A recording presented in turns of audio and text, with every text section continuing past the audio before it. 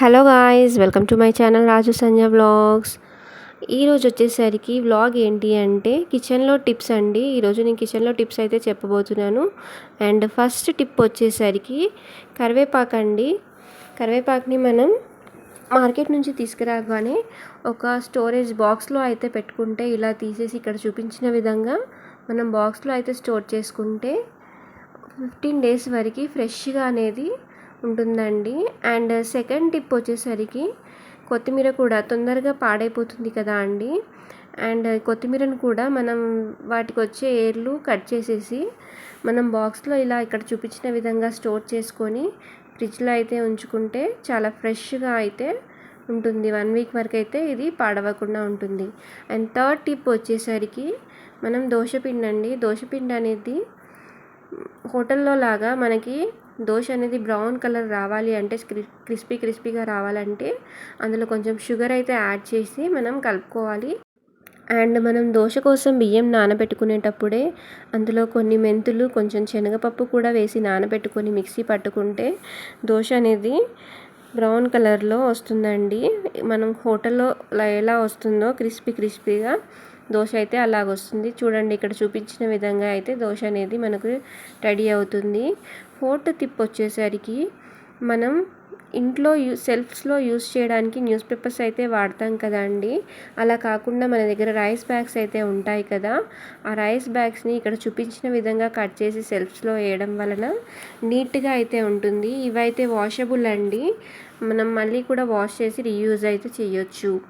And fifth tip వచ్చేసరికి మనం ఇంట్లో పోపు డబ్బాలు, బాక్సులు అన్నీ ఉంటాయి కదండి, పప్పులన్నీ పోసి పెట్టుకుంటాం కదా.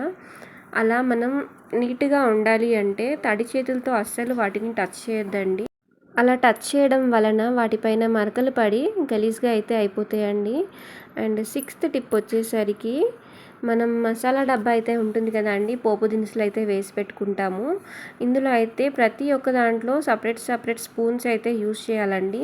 ఎందుకంటే సపరేట్ స్పూన్ యూస్ చేయడం వలన పోపు డబ్బా అనేది నీట్గా అయితే ఉంటుంది. చూడ్డానికి కూడా మనకి నీట్గా అయితే కనిపిస్తుంది, గందరగోళంగా అవ్వకుండా ఉంటుంది. అండ్ సెవెంత్ టిప్ వచ్చేసరికి మనం మిల్క్ తెచ్చుకున్నప్పుడు అవి పాలు చిక్కగా ఉన్నాయా, పలచగా ఉన్నాయా అని చూసుకోవడానికి మనం పాలు వేడి చేసేటప్పుడు గిన్నె పైన ఇలా వేసి చూస్తే అది అక్కడ నుంచి జారిపోతే పాలు అనేవి పలచగా ఉన్నాయి అనేది మనకి అర్థమైపోతుందండి.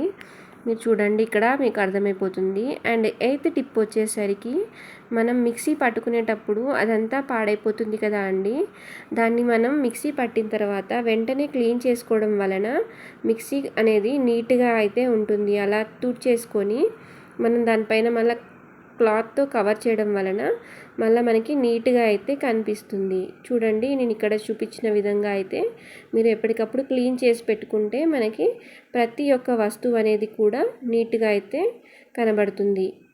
అండ్ నైన్త్ టిప్ వచ్చేసరికి మనం కొత్తిమీర కట్ చేసిన తర్వాత వాటి వేర్లు అనేవి ఉంటాయి కదండి, అవి అలా పడేయకుండా మనం కొత్తిమీర కట్ చేసినాక వేర్లని మన ఇంట్లో ఉన్న చెట్లకు కానీ వేయడం వలన వాటికైతే ఎరువులాగా అయితే పనిచేస్తుందండి.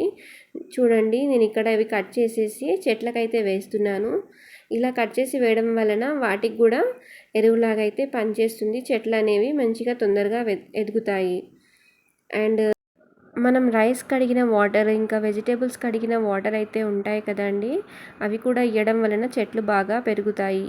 అండ్ 10th టిప్ వచ్చేసరికి మనం ఫ్రిడ్జ్లో అయితే స్టోర్ చేసుకునేవన్నీ కూడా ఇలా బాక్స్లో పెట్టుకుంటే ఫ్రిడ్జ్ చూడడానికి నీట్గా ఉంటుంది. అండ్ ఐటమ్స్ అన్నీ కూడా ఫ్రెష్గా ఉంటాయి. ఇక్కడ చూడండి, జింజర్ని అయితే 15 డేస్ బ్యాక్ తీసుకొచ్చాను, ఎంత ఫ్రెష్గా ఉందో బాక్స్లో పెట్టుకోవడం వల్ల.